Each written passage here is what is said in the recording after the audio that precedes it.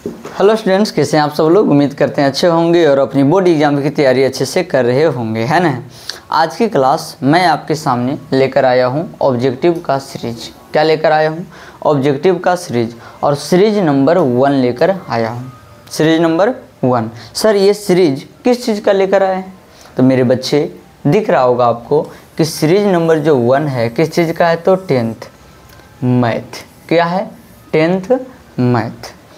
Class 10th की math का series number 1, और इस सीरीज में मैं आपको बताने वाला हूँ ऑब्जेक्टिव। क्या बताने वाला हूँ? ऑब्जेक्टिव बताने वाला हूँ। धीरे धीरे सब्जेक्टिव का भी आएगा। तो चलिए मैं प्रारंभ करता हूँ आगे की ओर, है ना। और ये आप देख रहे होंगे कि 10th मैथ का महाकुंभ, मतलब एक बार इसको कर लेने के बाद, ये ऑब्जेक्टिव कंप्लीट आपको सोल्व कर लेने के बाद, धीरे धीरे पूरा मैं करवाऊंगा, तो कर लेने के बाद सोल्व, अब समझ जाइए कि आपको दोबारा कहीं करने की आवश्यकताएं नहीं है, लेकिन आप स्थिर से सोल्व करिएगा। तो चलिए मैं आपको आगे की ओर ले जाता हूं और मैं स्पष्ट करते जाऊंगा प्रत्येक दिन, जैसा कि मैं वहां बताया हूं कि ये सीरीज नंबर 1 है, यानी लेक्चर नंबर 1। क्या है? तो लेक्चर नंबर 1 है, और इस लेक्चर नंबर 1 में मैं चैप्टर 1 कवर करूँगा। क्या कवर करूँगा? तो chapter number 1। Sir chapter number 1 है ना। चैप्टर नंबर 1 में आज क्या कराइएगा? तो जैसा कि आपको दिख रहा है, क्या? ऑब्जेक्टिव। चैप्टर नंबर 1 में क्या है जरा बताइए आप। तो चैप्टर नंबर 1 में है रियल नंबर। क्या है? तो रियल नंबर, NUMBER। क्या है? रियल नंबर बोले तो वास्तविक संख्याएं। वास्तविक संख्याएं हैं। क्या है? तो वास्तविक संख्याएं। और इस वास्तविक संख्या में हम लोग जो देखेंगे आज की क्लास में 20 ऑब्जेक्टिव देखेंगे। क्या देखेंगे? तो 20 ऑब्जेक्टिव देखेंगे जी। कितना ऑब्जेक्टिव मेरे बच्चे? 20 ऑब्जेक्टिव देखेंगे, सोल्व करेंगे अच्छे तरीके से। तो क्या मैं शुरुआत करूं? आगे थोड़ा सा बढ़ते हैं और आपके लिए कुछ खास बातें हैं। कहता है मेरे बच्चे कि सफलता के लिए किसी भी खास समय का इंतज़ार मत करो। अगर आपको जीवन में सफल होना है, अगर लगता है कि वास्तव में मैं भी सफल हूँ, मैं परीक्षा में बेहतर करूं या अन्य कामों में बेहतर करूं, तो आपको किसी भी खास समय का इंतज़ार नहीं करना है ना, बल्कि अपने हर समय को क्या कर लो? खास बना लो। जो आपके पास समय मिला है, जो समय मिला है, उसी समय को आप क्या करिए? तो खास बना लीजिए। ठीक है, चलते हैं आगे। और आगे जो है देखिए, यहाँ से आपको कुछ दिख रहा होगा। ये क्या दिख रहा है? तो जो यहाँ पर जो आपको फ़ोटो दिख रहा है, आप पहचान रहे होंगे, माँ सरस्वती का फ़ोटो है।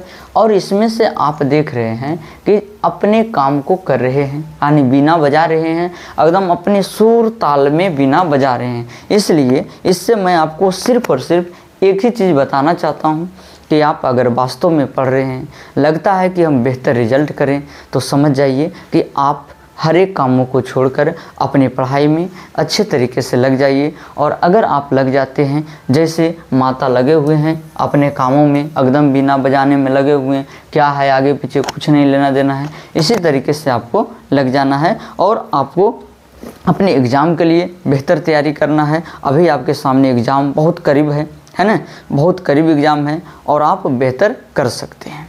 ठीक है, तो चलते हैं आगे और क्वेश्चन नंबर 1 की ओर। किसकी ओर? तो क्वेश्चन नंबर 1 की ओर चलते हैं। और क्वेश्चन नंबर 1 में जो कहता है, चला क्या कहता है कि 2 परिमेय संख्याओं के बीच, किसके बीच? तो 2 परिमेय संख्याओं के बीच कितनी परिमेय संख्या हो सकती है। क्वेश्चन क्या है हमारे पास कि 2 परिमेय संख्याओं के बीच कितनी परिमेय संख्या हो सकती है। आपके पास 4 ऑप्शन दिया है। ऑप्शन नंबर ए में है 1, बी में है 2, सी में 3 और डी में अनंत। आपके अनुसार क्या होना चाहिए? तो थोड़ा सा मैं इसका एक्सप्लेन करता हूँ, इसको मैं एक्सप्लेन करता हूँ, और एक्सप्लेन में मैं आपको बताता हूँ कि क्या हो सकता है। जैसे कि आप लोग बहुत हद तक ले जान रहे होंगे, लेकिन कुछ बच्चे नहीं जानते हैं, उनके लिए एक्सप्लेन करके चलना हमारे लिए ज़्यादा बेहतर होगा, ताकि मैं कमज़ोर से कमज़ोर बच्चे को भी सिखा सकूं, है ना। तो चलिए मैं एक्सप्लेन करता हूं। कहता क्या है कि अगर 2 परिमेय संख्या, तो मानते हैं एक परिमेय संख्या 3 ले लिए, और एक परिमेय संख्या 4 ले लिए। क्या ले लिए? एक परिमेय संख्या 3 और दूसरा क्या ले लिए? 4। अब देखेंगे कि 3 और 4 के बीच में कितनी परिमेय संख्या हो सकती है ना। तो मेरा इच्छा किया कि 3 और 4 के बीच में तो हम 3.1 भी तो लिख सकते हैं कि नहीं। यहाँ अगर बात किया जाए तो 3.2 भी लिख सकते हैं कि नहीं लिख सकते हैं। अगर बात किया जाए तो 3.3 भी लिख सकते हैं, 3.4 भी लिख सकते हैं, इस तरह से 3.24 भी लिख सकते हैं। ना जाने ऐसी कितनी संख्याएं हम लिख सकते हैं। इसका मतलब है कि ऐसी अनगिनत संख्याएं हम लिख सकते हैं। इस बिहाफ पे हम बोल सकते हैं कि 3 और 4 के बीच में अनंत परिमेय संख्या हो सकती है। इसी प्रकार से यानी एक परिमेय संख्या हमारा 3 और एक परिमेय संख्या हमारा हो गया 4, और 3 और 4 के बीच में जब अनंत परिमेय संख्या, तो हमारा प्रश्न भी यही कहता है कि 2 परिमेय संख्या। तो हमने 2 परिमेय संख्या लिए और कह रहा है कि संख्या के बीच कितनी परिमेय संख्या हो सकती है। तो हम इसके अनुसार कह सकते हैं कि 2 परिमेय संख्याओं के बीच अनंत परिमेय संख्या हो सकती है। कितने हो सकते हैं? तो अनंत परिमेय संख्या हो सकते हैं। क्या आप आंसर बना पाए हैं? अगर आप बना पाए हैं तो आप भी साथ साथ में सॉल्व करते जाएंगे और ऑप्शन लिखते जाएंगे। तो बोलिए कौन सा ऑप्शन होगा? तो ऑप्शन नंबर क्या हो जाएगा? डी हो जाएगा कि 2 परिमेय संख्याओं के बीच कितनी परिमेय संख्या होंगी? तो अनंत परिमेय संख्याएं होंगी। क्या इतनी बात समझ में आया? क्या मैं आगे बढ़ सकता हूँ? बिल्कुल मैं आगे बढ़ता हूँ, और आगे बढ़ता हूँ तो क्वेश्चन नंबर 2 की ओर आ गया। किसके बीच? क्वेश्चन नंबर 2 के बीच। कहता है निम्न में कौन सा परिमेय है? निम्न में कौन सा परिमेय है? थोड़ा सा मैं आपको परिमेय की बात समझाना चाहता हूँ। आपके पास 4 ऑप्शन दिया है। Option number A pi, B में √7, सी में √16/25 और डी में जो दिया है 3√3 और बटा क्या हो गया? √2, 3√3/√2। अब आपको देखना है कि कौन सा ऑप्शन आपके पास सही है। अगर आप जवाब दे रहे हैं तो बहुत अच्छा, नहीं दे पा रहे हैं तो सीखिए और सीखकर आगे सॉल्व करने का प्रयास करें। चलिए मैं शुरुआत करता हूं इस क्वेश्चन को सॉल्व करने में, और मैं देखता हूं कि कौन सा जवाब सही होता है, यानी राइट आंसर कौन सा है। पाई जो है एक अपरिमेय संख्या है। पाई क्या है? तो अपरिमेय संख्या है। पाई क्या है? अपरिमेय संख्या है। अब हम √7 और √16/25, 3√3 और बटा √2 के बारे में देखते हैं। जरा सा मैं आपको परिमेय संख्या के बारे में समझाऊं। किसके बारे में? तो परिमेय संख्या के बारे में। परिमेय संख्या के बारे में मेरे बच्चे, परिमेय संख्या के बारे में कहा जाता है कि जिसे P/Q के रूप में लिखा जा सके। जिसे किसके रूप में? P/Q के रूप में लिखा जा सके, है ना। तथा P और Q पूर्णांक हो। P और Q क्या हो? तो पूर्णांक हो। P और Q क्या हो? पूर्णांक हो। और जो Q का मान है वो कहता है Q ≠ 0 होना चाहिए, यानी जिसे P/Q के रूप में लिखा जा सके और P और Q क्या हो? तो पूर्णांक हो और Q ≠ 0 हो। अगर इतना कंडीशन पूरा कर रहा है तो हम कह सकते हैं कि वो संख्या क्या है? तो परिमेय संख्या है। अब देखा जाए कि कौन ऐसे कंडीशन को पूरा कर रहा है। तो √7 जो है तो √7/1 लिख सकते हैं सर। हम इसको √7/1 लिख सकते हैं, मतलब P और बटा Q ये हो गया और हमारा आंसर कितना हो गया? तो √7। लेकिन नहीं, थोड़ा सा बर्दाश्त करें, सोचें समझें। पूर्णांक के बारे में पहले समझें। पूर्णांक है क्या? तो अनंत से लेकर है ना प्लस अनंत तक जो गिनती में आ रही है, 0 को इंक्लूड करते हुए, अनंत से प्लस अनंत तक 0 को इंक्लूड करते हुए अगर जो गिनती में आ रही है वो क्या कहलाता है? तो पूर्णांक संख्या कहलाता है। क्या कहलाता है? तो पूर्णांक संख्या कहलाता है। क्या गिनती में कभी √7 आ रहा है? अगर आ रहा है तो अच्छी बात है, नहीं आ रहा है तो सोचिए, विचारिए। तो मेरा कहना है कि गिनती में √7 नहीं आ रहा है, इस वजह से √7 पूर्णांक नहीं है। और ऐसा ये p/q के रूप में तो है लेकिन √7 पूर्णांक नहीं है। इस बिहाफ पे हम कहेंगे कि जो बी नंबर है वो क्या है, गलत है। अगर हम ऑप्शन नंबर सी की बात करें, चला सी की बात करें तो 16 का वर्गमूल कितना होता है, 4। 16 का वर्गमूल 4 और 25 का वर्गमूल कितना, 5। 4/5 जो 4 है वो 4 को हम मान लेते हैं p और इसको मान लेते हैं q। देखिए p/q के रूप में है। अगर ये p/q के रूप में है, p/q के रूप में है, ठीक है, ये p/q के रूप में है और p और q क्या है तो पूर्णांक है। तो मेरे अनुसार ऑप्शन नंबर क्या हो जाएगा तो सी होगा। मैं इस पर थोड़ा सा चर्चा कर लिया। अब देखते हैं सर डी क्या है। तो डी में 3√3 और बटा √2 क्या p/q के रूप में है, हाँ p/q के रूप में है, लेकिन क्या p पूर्णांक है, तो मेरे अनुसार p पूर्णांक नहीं है। इस वजह से ये भी ऑप्शन हमारे पास नहीं होगा। तो सर आप कहना क्या चाह रहे हैं, तो फाइनल हम ये कहना चाहते हैं कि परिमेय संख्या वे हैं जिसे p/q के रूप में लिखा जा सके, p और q पूर्णांक हो और q का मान 0 नहीं हो, q का मान 0 नहीं हो। अगर इतना पालन कर रहा है तो वो परिमेय संख्या है, वो परिमेय संख्या है। और हमसे कह रहा है कि कौन परिमेय संख्या है, तो इतना पालन करने वाला सिर्फ और सिर्फ ऑप्शन नंबर सी है। कौन है, ऑप्शन नंबर सी है। इसलिए मेरा राइट आंसर कौन हो गया, ऑप्शन नंबर सी हो गया। क्या आपका इतना आया था, हाँ आया था, बहुत अच्छा है ना। आगे बढ़ें और क्वेश्चन नंबर 3 की ओर चलें। क्वेश्चन नंबर 3 कहता है मेरे बच्चे कि √5 एक संख्या है। कहता है कि √5 एक संख्या है, मतलब कहना चाह रहा है कि √5 कैसी संख्या है, परिमेय है कि अपरिमेय है कि पूर्णांक है कि प्राकृत है। अब आप सोच के बताइए कि क्या है। अब देखा जाए कि √5 है हमारे पास और √5/1 लिख सकते हैं। क्या लिख सकते हैं, √5/1। √5 को p मानते हैं, इसको q मानते हैं, तो p/q के रूप में है। लेकिन ये क्या है, √5 पूर्णांक नहीं है। क्या है तो पूर्णांक नहीं है। इस बिहार पे हम कहेंगे कि √5 परिमेय संख्या नहीं है, क्या है, अपरिमेय संख्या। और √5 जब अपरिमेय संख्या है तो आपका राइट आंसर कौन होना चाहिए, तो आपका जो राइट आंसर है वो कौन हो गया, ऑप्शन नंबर बी हो गया। क्या हो गया, ऑप्शन नंबर बी हो गया। √5 कैसे संख्या है, तो √5 एक अपरिमेय संख्या है। क्या इतनी बात समझ में आया? अगर इतनी बात समझ में आया तो मैं बढ़ता हूँ आगे क्वेश्चन नंबर 4 की ओर। 4 कहता है कि 2 तथा 2.5 के बीच अपरिमेय संख्या है। किसके बीच, तो 2 और 2 और किसके बीच, तो 2.5।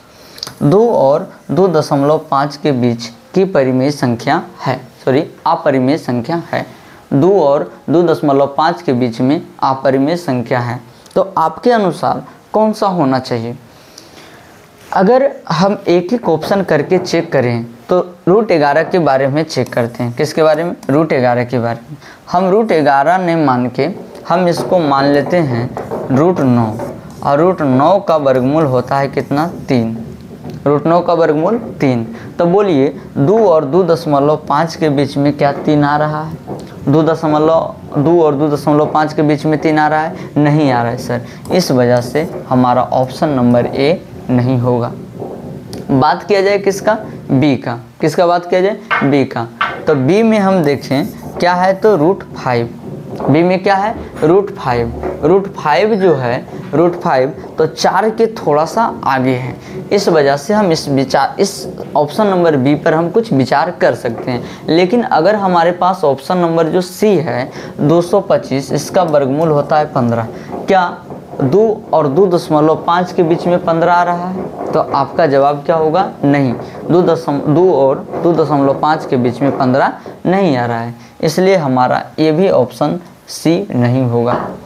डी की अगर बात करें तो 125 ने मान के हम 100 ही मानते हैं, तो 100 ही मानते हैं तो हम इसको कितना मान लिए 100, तो 100 का वर्गमूल कितना होता है 10, 100 का वर्गमूल कितना हो गया 10।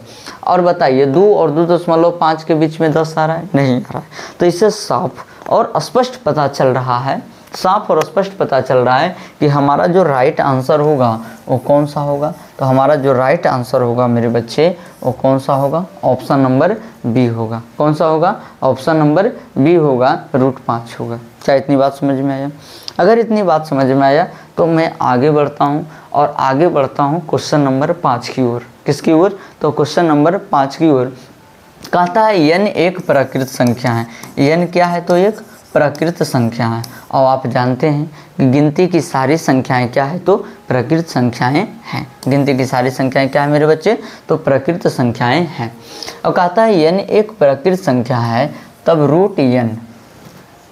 अब प्राकृत संख्या के रूप में आप ले सकते हैं, 1 ले सकते हैं, 2 ले सकते हैं, 3 ले सकते हैं, 4 ले सकते हैं, 5 ले सकते हैं, 2 जितना भी ले सकते हैं। और कहता है कि जो √n है, जो √n है, √n तो यही वाला मान उठेगा। √n है तो कैसे संख्या होगा? तो कहता है हमेशा प्राकृत संख्या। अगला कह रहा है हमेशा परिमेय संख्या, अगला कह रहा है हमेशा अपरिमेय संख्या, अगला कह रहा है कभी प्राकृत संख्या और कभी अपरिमेय संख्या। बताइए, सोचिए, विचारिए और क्या होना चाहिए। अब एक एक करके मैं विश्लेषण करता हूँ। जैसे n के स्थान पे मैं रखता हूँ 1, n के स्थान पे क्या रख दिया हूँ 1। अगर 1 रखता हूँ तो 1 का वर्गमूल कितना होता है? 1 होता है। अगर बात किया जाए √n के स्थान पे हम रख देते हैं 2। क्या रख दिए? 2 रख दिए। तो 2 रख दिए तो इसका तो √2 ही रह जाएगा। ज़्यादा निकालोगे तो 1.414 और आगे निकलेगा। अगर मैं रख दूँ यहाँ पर 3 तो यहाँ हो गया √3। अगर मैं रख दूँ 4 तो यहाँ हो गया 2। इतना से आपको कुछ बातें समझ में आ रहा होगा। अगर हम रख दे 5 तो यहाँ आ गया √5। इससे मेरे बच्चे आपको समझ में आ रहा होगा। क्या समझ में आ रहा है सर? तो इससे आपको समझ में आ रहा होगा और आना भी चाहिए कि देखिए हमेशा प्राकृत संख्या तो नहीं होगा, हमेशा प्राकृत संख्या नहीं होगा। प्राकृत संख्या देखिए यहाँ आ गया, प्राकृत संख्या देखो यहाँ आ गया। तो इसका मतलब है सर कि ये नहीं होगा, हमेशा प्राकृत संख्या नहीं होगा। इसलिए जो हम बोले हैं वो क्या हो गया? गलत हो गया। अब हमेशा परिमेय संख्या, तो ये तो दिख रहा है कि ये परिमेय संख्या है, 1/1 हो गया, 2/1 हो गया, तो ये परिमेय है। लेकिन √2, √3, √5 और आगे निकालते तो वही बातें। ये क्या परिमेय है? हमेशा आ रहा है? तो नहीं, ये भी नहीं आ रहा है। इसलिए ऑप्शन नंबर क्या हो गया? बी भी क्या हो गया? तो गलत हो गया। बात समझ रहे हो? अगर बात किया जाए सी, हमेशा अपरिमेय, तो क्या हमेशा अपरिमेय आ रहा है? देखो यहाँ परिमेय हो गया, यहाँ परिमेय हो गया।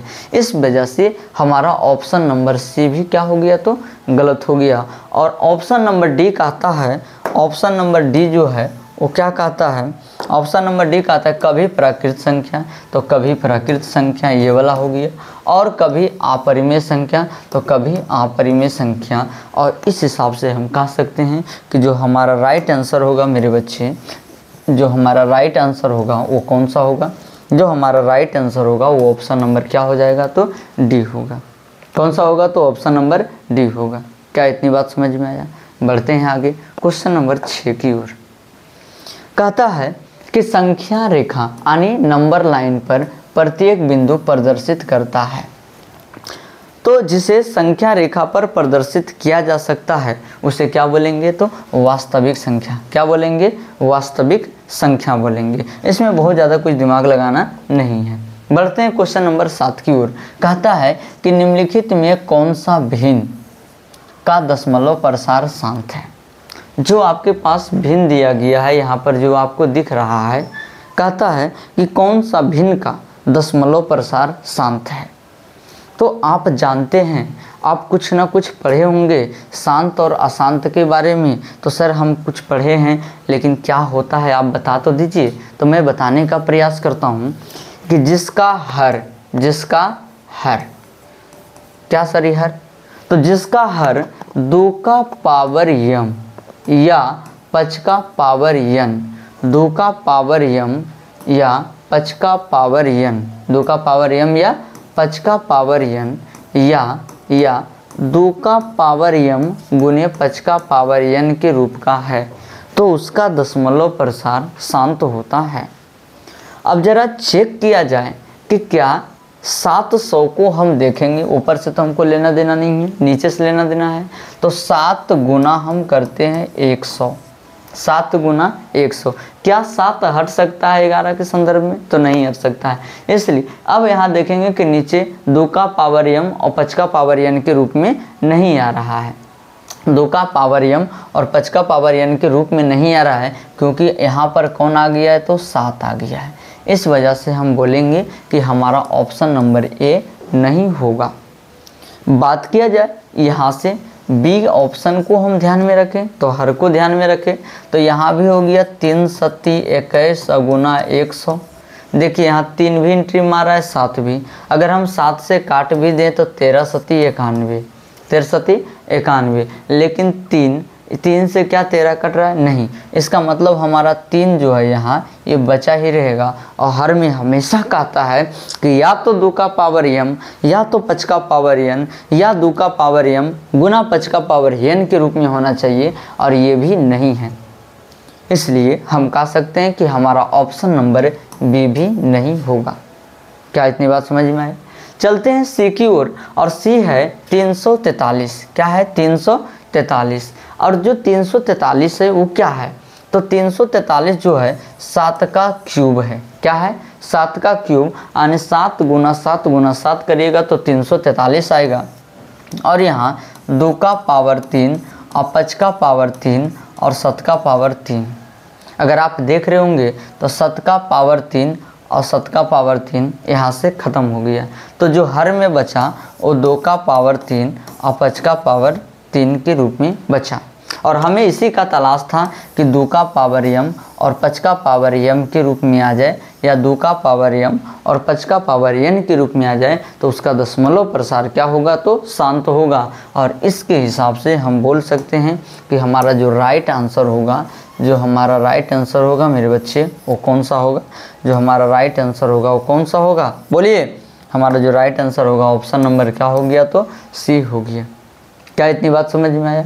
अगर इतनी बात समझ में आया तो मैं बढ़ता हूँ क्वेश्चन नंबर आगे की ओर, और क्वेश्चन नंबर 8 ये बड़ा लाजवाब और प्यारा क्वेश्चन है।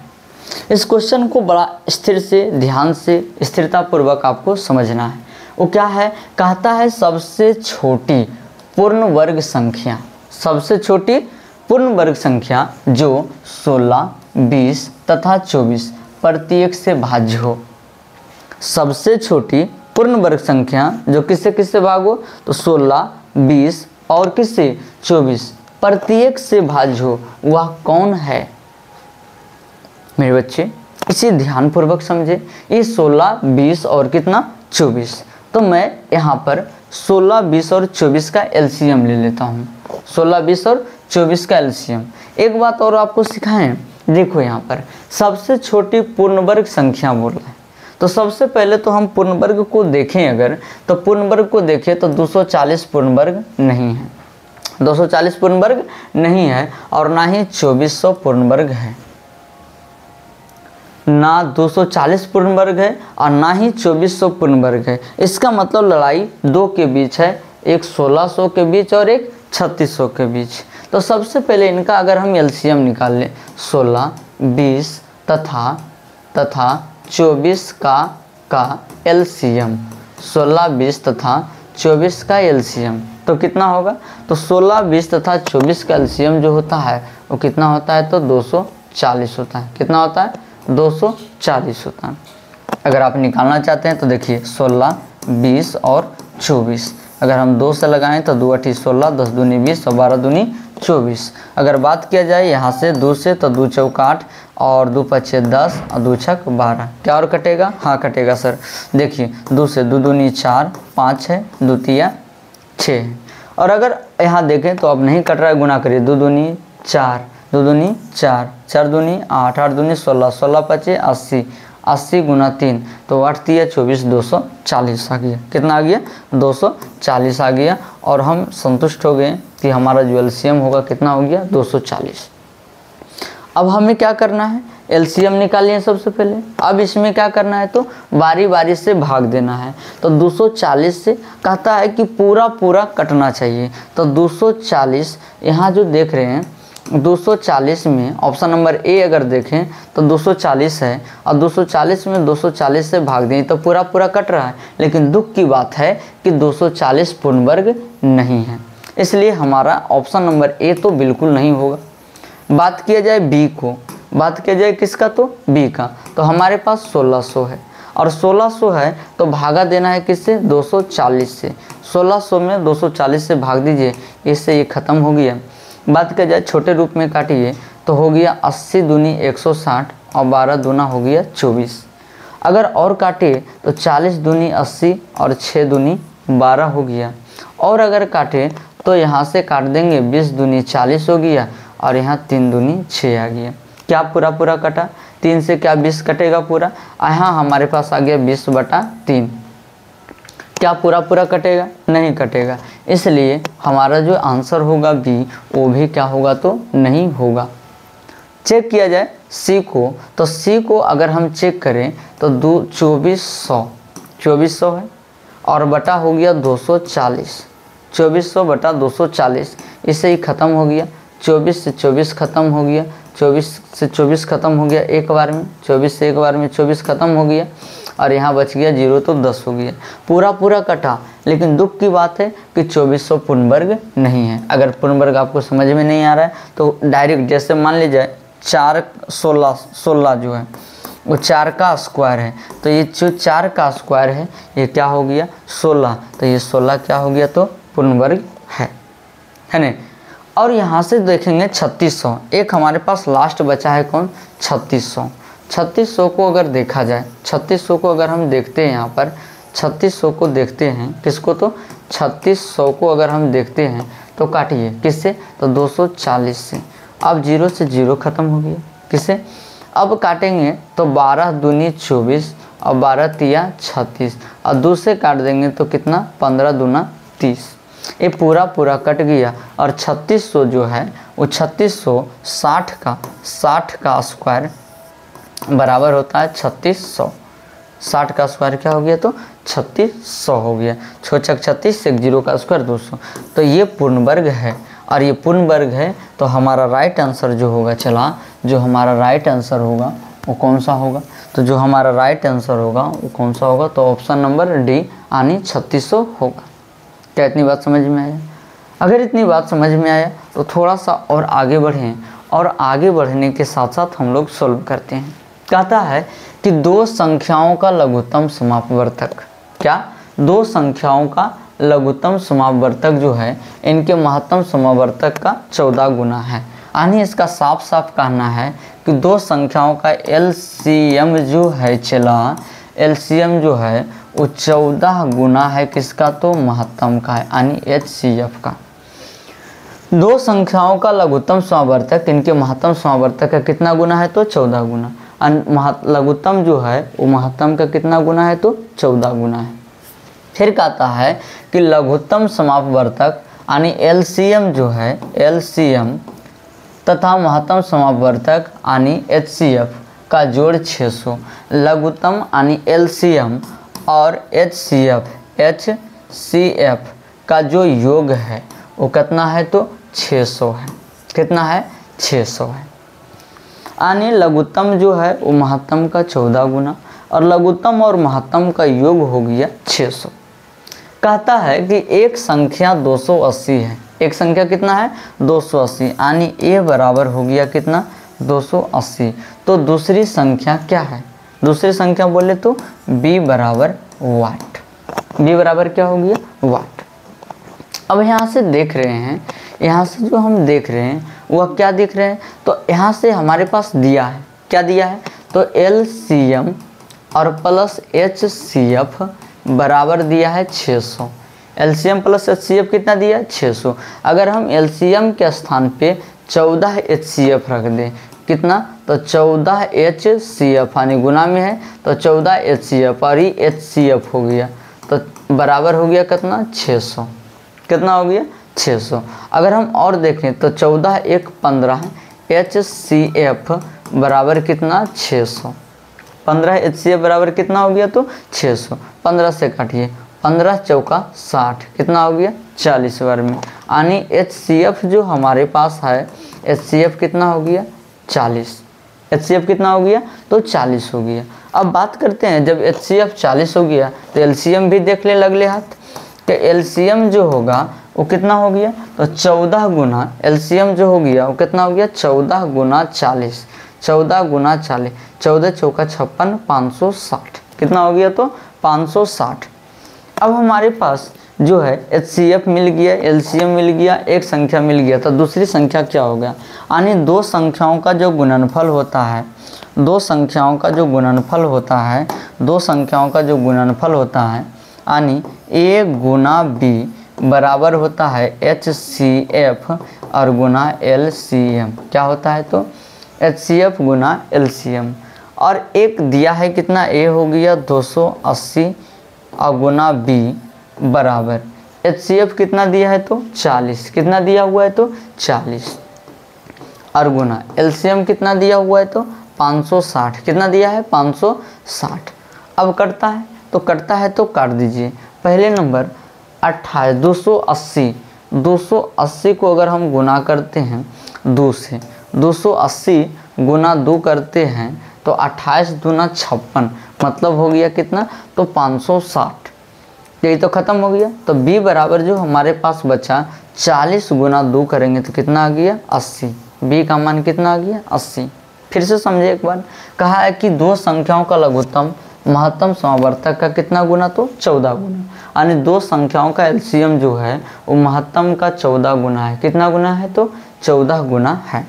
फिर कहा है कि लघुत्तम समावर्तक और महत्तम समावर्तक का जोड़ 600, यानी LCM प्लस HCF कितना दिया है, 600। कहता है एक संख्या 280, एक संख्या कितना है, 280, या मतलब A बराबर जो हो गया 280, तो B बराबर पूछ रहा है कि क्या होगा। तो यहाँ से हम देखें कि LCM प्लस HCF जो है वो कितना दिया है, तो 600 दिया है। तो LCM के स्थान पे 14 गुना HCF रख दिए, ये वाला उठा के सीधा यहाँ रख दिए। HCF हमारे पास पहले से दिया है, कितना हो गया, 600, काट दिए तो कितना आया, 40, यानी HCF आ गया 40, LCM आ गया 560। यहाँ रख दिए कि दो संख्याओं का गुणनफल जो होता है मासा गुना लासा होता है, तो मान रखें, और यहाँ से हमारा फाइनल आंसर कितना आ गया, 80।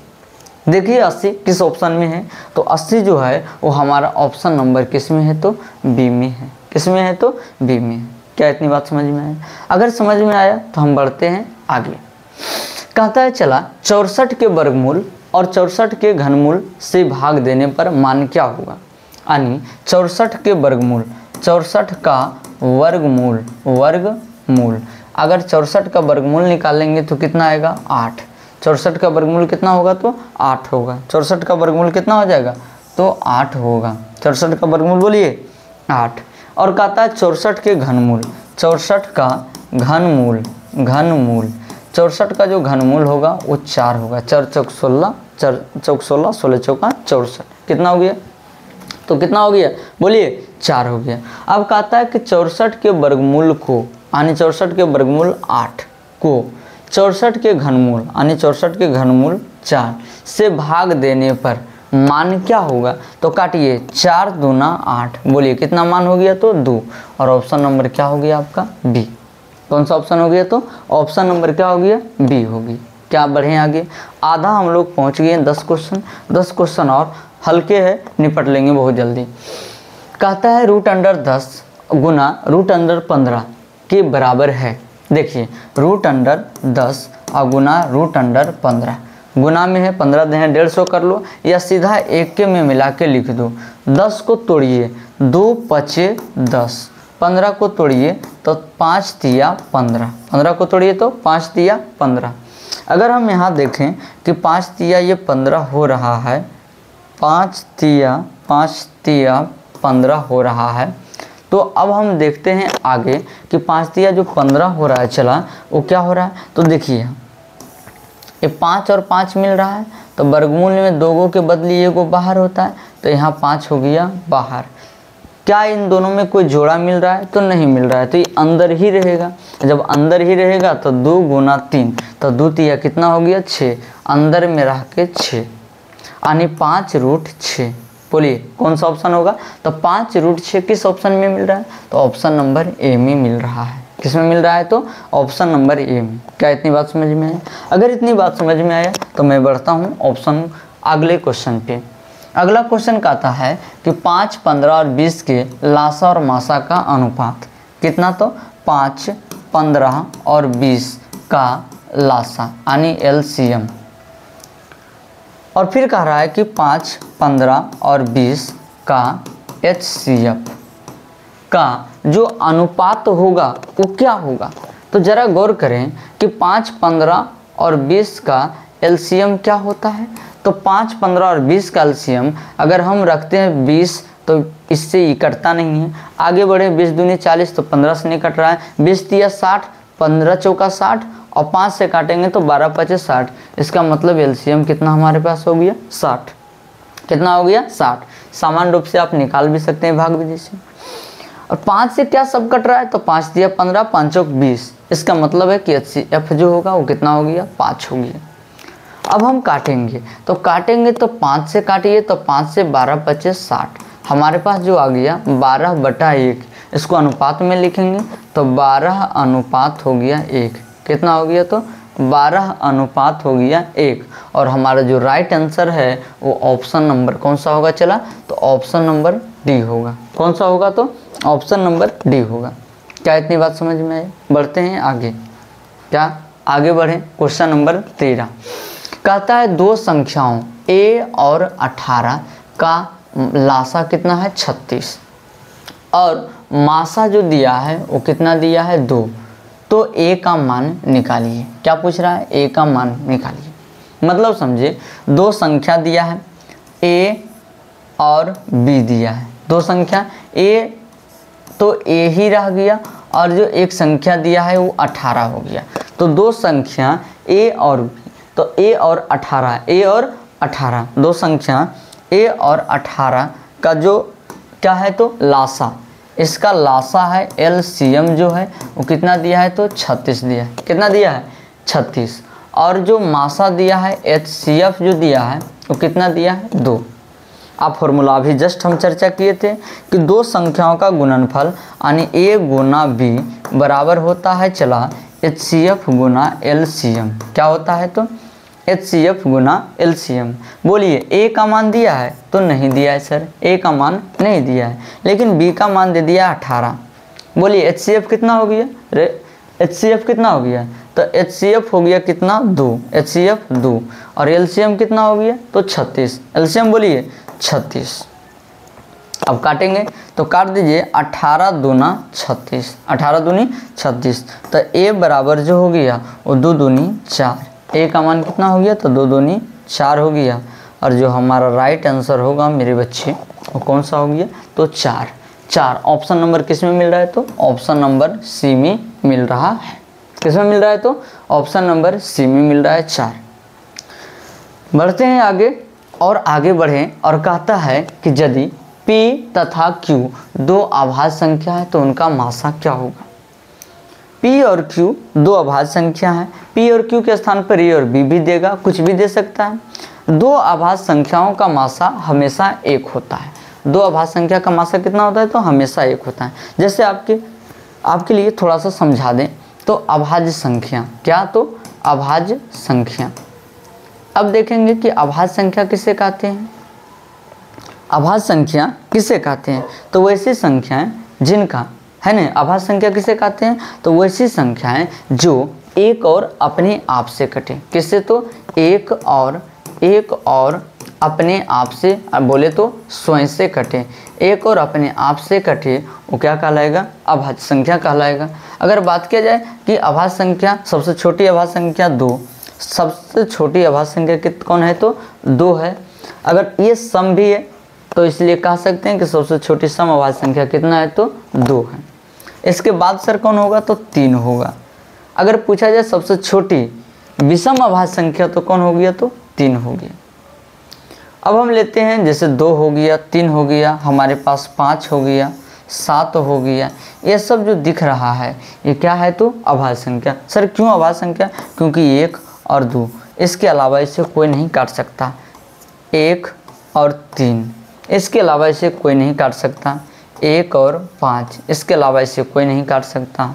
यहाँ देखा जाए तो 1 और 7 इसके अलावा इसे कोई नहीं काट सकता। सर एक आध ऐसा लीजिए जो अभाज्य से भिन्न हो, भाज्य हो, तो लेते हैं। जैसे 4, एक गैप छोड़े हैं 4। देखो मेरे बच्चे, 4 को 1 भी काट रहा है, 4 को 2 भी काट रहा है, और 4 अपने आप कट ही रहा है। तो जो 1 और अपने आप से कटे, जो 1 और अपने आप से कटे, वो क्या कहलाएगा, तो वो क्या कहलाएगा, बोलिए क्या कहलाएगा, तो वो अभाज्य संख्या। तो क्या ये अभाज्य संख्या है, नहीं, ये अभाज्य संख्या नहीं है, अभाज्य संख्या। अब हम देखते हैं कितना जो हम अभाज्य संख्या दिखाएं उसका एक महत्तम ले लेते हैं। तो महत्तम लेते हैं, जैसे 2 से ले लेते हैं, लगातार भी नहीं ले तो 5 ले लेते हैं। 2 से 5 दोनों अभाज्य संख्या है, निकालिए महत्तम। तो 2 से 2 दूनी कितना हो गया, 4, बचा कितना, 1, 1 से लगा देंगे कितना, 2, 1 दूना हो गया 2 और 1 कट गया। महत्तम बोलिए कितना आ गया, 1 आ गया। सर एक और लीजिए ना, कोई दिक्कत नहीं। 3 से ले लेते हैं किस में, तो 5 में। 3 से 5 में, 3 से 5 में, तो 3 से जब देखेंगे तो 3 एकम 3 हो गया, बचा कितना, 2, कितना बचा, 2, 2 से भागा देंगे 3 में, 2 एकम 2, बचा कितना, 1। अब इस 1 से भागा दीजिए, इस 1 से भागा दीजिए इसमें, तो 1 से भागा दीजिए किस में, तो 2 में, तो 1 दूना 2 और यहाँ जाके ये कटा, यानी HCF हमारा कितना आया, 1। तो आप दिमाग में गांठ मान लीजिएगा कि 2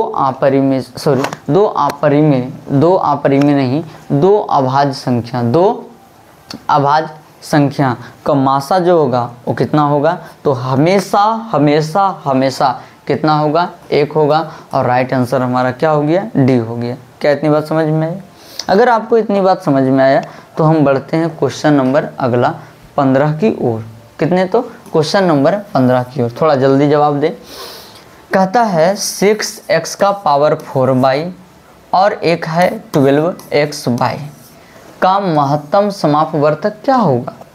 तो महत्तम समापवर्तक में जो सबसे ज़्यादा मिले, जो सबसे ज़्यादा मिले, तो सबसे ज़्यादा मिले तो क्या मिल रहा है, तो सबसे छोटा सबसे ज़्यादा जो मिल रहा है हम तोड़ देते हैं पूरा छोटे छोटे भाग में। तो 6 को तोड़िए ना, तो 2 तिया 6, 2 तिया 6, यहाँ कितना, x का पावर 4, तो हम 4 बार लिख देते हैं, x गुना x गुना x गुना x, और यहाँ क्या हो गया, तो y हो गया।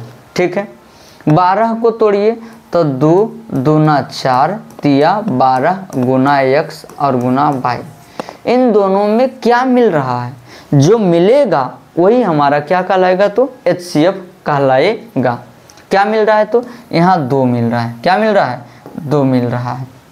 क्या और कुछ मिल रहा है, तो यहाँ देखिए 3 मिल रहा है। क्या मिल रहा है, तो यहाँ 3 मिल रहा है, तो यहाँ 3 लिख दी। क्या और कुछ मिल रहा है, तो मिल रहा है क्या, तो यहाँ x मिल रहा है। क्या मिल रहा है, तो x मिल रहा है, तो x भी लिख दें। और क्या मिल रहा है, तो यहाँ देखिए y मिल रहा है। क्या मिल रहा है, तो y मिल रहा है, तो y लिख दें। अब जरा हम इनको गुना करते हैं, तो 2 गुना 3 तो 2 तिया 6 और x गुना y तो हो गया x y, यानी 6xy जो होगा हमारा राइट आंसर होगा। अब हम देखेंगे कि किस ऑप्शन में हमारा 6xy है, तो ऑप्शन नंबर डी में है। किस में है, तो ऑप्शन नंबर डी में है। क्या इतनी बात समझ में आया? यानी 3 भाग हम लोग सोल्व कर चुके हैं, 15 क्वेश्चन सोल्व कर लिए, 5 गो और हैं। आगे बढ़ें और आगे बढ़ें तो कहता है कि संख्या 23.43 और 4-3 पर रेकरिंग है को P बटा Q के रूप में लिखिए, जहाँ P और Q क्या है, तो पूर्णांक है और Q नॉट इक्वल टू 0 है। इसको प्रकट किया जा सकता है, किस में प्रकट करेंगे, तो देखिए जब ऐसी क्वेश्चन आए ऐसी अवस्थाओं में तो क्या करना है, जैसे 23.43 है और 4-3 पर रेकरिंग है, इसको क्या करना है, पहले पूरा को लिख दो। किसको लिखो, तो पूरा को लिखिए। तो 2343 लिख दिए, जिस पर रेकरिंग नहीं है उसको घटा दो, तो किस पर रेगडिंग नहीं है, तो इस पर नहीं है, तो 23 को घटा दो, और जितने के माथा पर है उसको 9 दो। तो देखो 2 गो के माथा पर है तो नीचे 2 गो 9 देंगे, 2 गो के माथा पर रेगडिंग है तो 2 गो 9 देंगे। बोलिए, तो 3 में से 3 गया तो कितना बचा? 0। 3 में 3 गया तो 0। 4 में से 2 गया तो कितना? 2। 4 में से 2 गया तो कितना बचा? 2। और यहाँ 3 का 3 और यहाँ 2 का 2 और बटा क्या हो गया? 99। और यही 2320 बटा 99, 2320 बटा 99। बोलिए किस ऑप्शन में है? तो ऑप्शन नंबर किस में है? तो ऑप्शन नंबर ए में है, 2320 बटा 99। क्या इतनी बात समझ में आया? जब इतनी बात समझ में आया तो हम लोग आगे बढ़ने का प्रयास करते हैं और क्वेश्चन नंबर हमारे पास आ गया 17।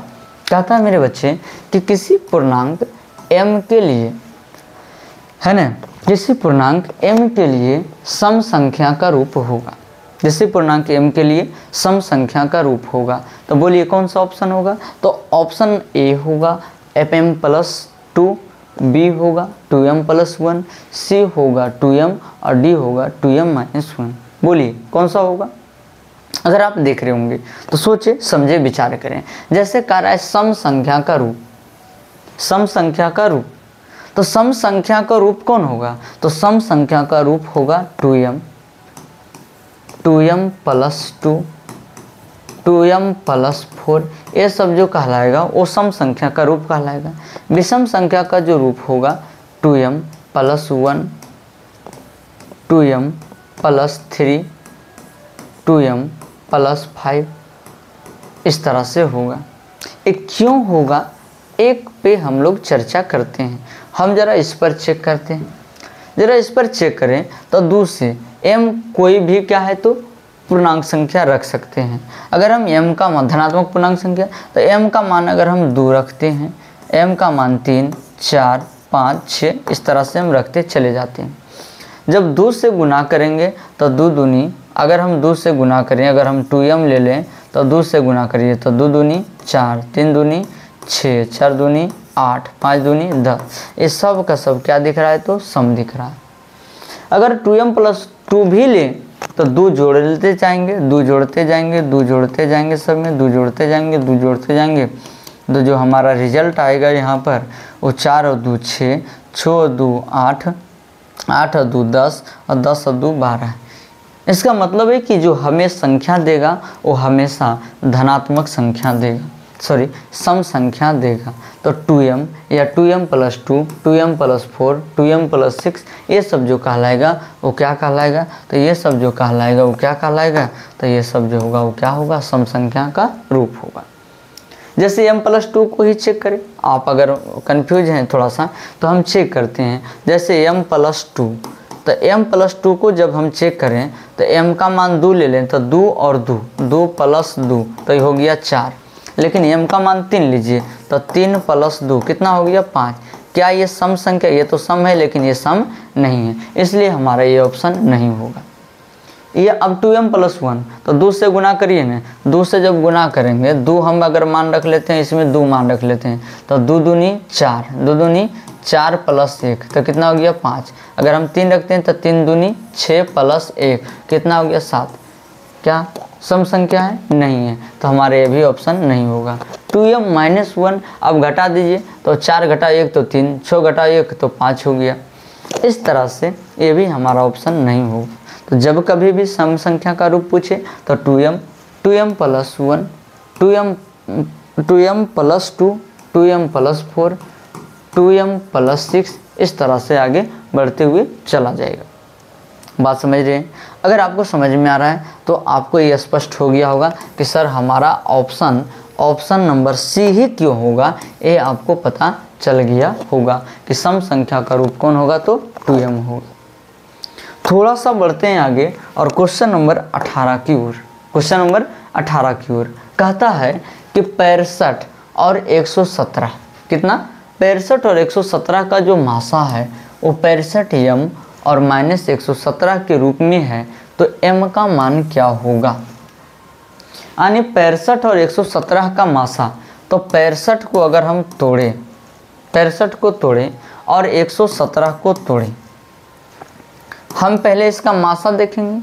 तो 65 को तोड़िए तो 5 गुना 13, 13 पचे 65। अगर हम इसको 17 को तोड़िए तो 3 तिया 9, 3 तिया 9 हो जाएगा। 9 गुना 13, 13 17 से। इसके अलावा कटेगा नहीं। अगर आपको सस्पिशन है तो हम चेक कर देते हैं 3 से। तो 3 तिया 9, बचा 2, 3 9 27, फिर 3 से तो 13 तिया 39। देखिए 3 गुना 13। बात समझ गए। अब क्या है कि इसमें मिल कौन रहा है? तो मिल रहा है सर, मिल रहा है सिर्फ और सिर्फ 13। तो हमारा जो HCF होगा, जो हमारा HCF होगा वो कितना हो गया? तो 13 हो गया। HCF कितना हो गया? 13 हो गया। अब कहता है कि इसका जो HCF है 65m - 117 का रूप का है, यानी 65m - 117 बराबर कितना? तो 13। यानी इसके बदले में कौन आया है? तो हमारा 13 आया है।